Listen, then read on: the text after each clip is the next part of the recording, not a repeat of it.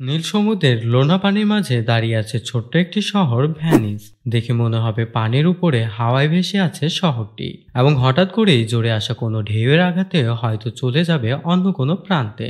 দৃষ্টিনন্দন ও আনন্দ সুন্দর এই ভাসমান শহরটির নাম ভ্যানিস। স্বচ্ছ পানিতে তাকালেই প্রাচীন নান্দনিক শহরের প্রতিবিম্ব ভেসে ওঠে, যেন শিল্পীর নিদারুণ কারুকাজে আঁকা শহরের প্রতিবিম্ব। শেক্সপিয়ারের নাটক মার্চেন্ট অব ভ্যানিসের সেই বিখ্যাত শহরের অজানা নানা ইতিহাস তুলে ধরা হবে রহস্যচক্রের এই পর্বে। আসুন রহস্যে জর্জিত সেই ইতিহাসটি জেনে আসা যাক।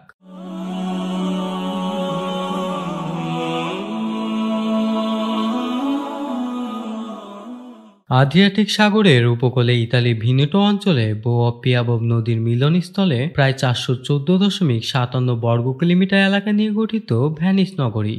3 লাখ নাগরিক বুকে ধারণ করেছে ভ্যানিসের 118টি ছোট ছোট দ্বীপ, 117টি খাল, আর এক দ্বীপ থেকে অন্য দ্বীপে পায়ে হেঁটে যাওয়ার জন্য রয়েছে 409টি সেতু। তাই রূপের পসরা সাজানো ভ্যানিসকে ভাসমান নগরীও বলা হয়। এটি ইউরোপের এমন একটি শহর যেখানে আপনাকে যাতায়াত করতে হবে হেঁটে কিংবা নৌকার মাধ্যমে। চাইলে কোনো গাড়ি, বাস বা ট্রেনে চলাচল করতে পারবেন না, কারণ এরকম কোনো ব্যবস্থাই সেখানে নেই। মোটর চালিত যানবাহন নেই, তাই কোনো কালো ধোঁয়াও নেই। অন্যান্য আধুনিক বা বড় শহরের মতো পরিবেশের দূষণের দেখা মেলে না ভ্যানিসে। প্রাকৃতিক সৌন্দর্যে ভরপুর এবং পরিবেশ দূষণ মুক্ত শহর হওয়ায় ভ্যানিস নগরী সকলের নিকটই আকর্ষণীয়। ভ্যানিস শহরটির মতো নান্দনিক শহর পৃথিবীতে কমই আছে। পুরো শহরে বুক জুড়ে থাকা পানিতে প্রাসাদের প্রতিচ্ছবি আর আকাশের মেঘগুলোতে লেকের জলে লুটোপুটি খায়। অপূর্ব সুন্দর এই শহরটি তাই সারা পৃথিবীর পর্যটকদের কাছে প্রিয় একটি শহর। ভ্যানিস সারা বছরই পর্যটকদের ভিড়ে মুখরিত থাকে। প্রতিদিন প্রায় 50,000 পর্যটক ভ্যানিসের সৌন্দর্য দেখতে আসেন।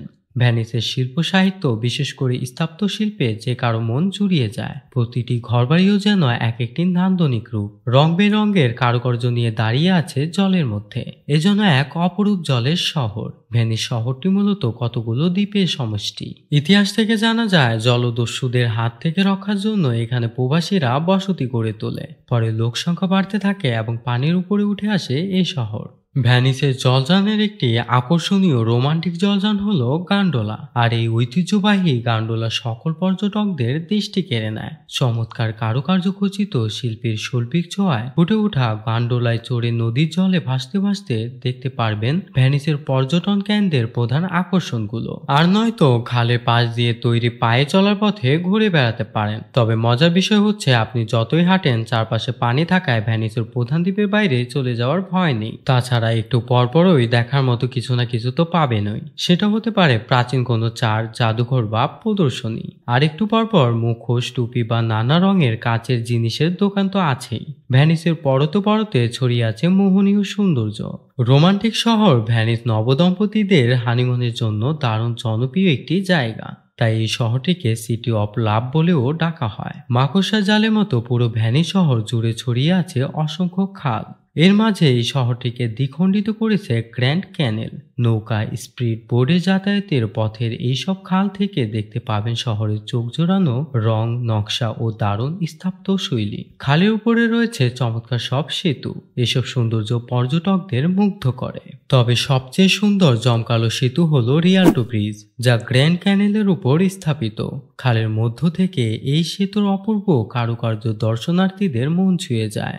ভ্যানিসে আসলে গান্ডোলায় চড়ে এই সেতু নিচ দিয়ে পার না হলে পুরো ভ্রমণই যেন অসম্পূর্ণ থেকে যাবে।